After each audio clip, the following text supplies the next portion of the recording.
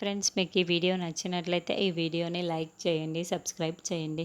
యువరాజ్ ఏంటి ఇంకా రాలేదు అని డైనింగ్ టేబుల్ దగ్గర కూర్చొని వైజయంతి వాళ్ళు మాట్లాడుకుంటూ ఉంటారు. ఈరోజు ఆఫీస్లో వినాయక విగ్రహం పెట్టారంట. ఆ పనుల్లో యువరాజ్ చాలా బిజీగా ఉన్నారు అని నిషి చెప్తూ ఉంటుంది.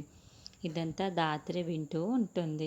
వెంటనే బయటికి వచ్చి ఆలోచిస్తూ ఉంటే కేదార్ ధాత్రి దగ్గరికి వచ్చి ఏమైంది ధాత్రి అని ప్రశ్నిస్తూ ఉంటాడు.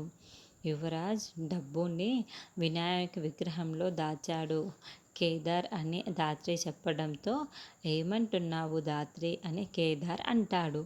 అవును, ఇందాక నిషి ఆఫీస్లో వినాయకుని విగ్రహం పెట్టారు అని చెబుతుంటే నేను విన్నాను. యువరాజ్ ఖచ్చితంగా ఆ విగ్రహంలోనే డబ్బు దాచిపెట్టి ఉంటాడు.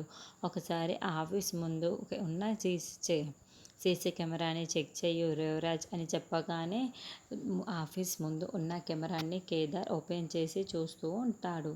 యువరాజ్ ఆ విగ్రహం దగ్గరే చాలా టెన్షన్ పడుతూ అటు ఇటు ఏదో చేసుకుంటూ ఉండటం ధాత్రి కేదార్లు ఇద్దరు గమనిస్తూ ఉంటారు. ఆఫీస్లో అయితే మనం పకడ్బందీగా వినాయక విగ్రహాన్ని దాచిపెట్టేశాము అని యువరాజ్ కమలాకర్ ఇద్దరు హైఫై ఇచ్చుకుంటూ చాలా చాలా సంతోషపడుతూ ఉంటారు.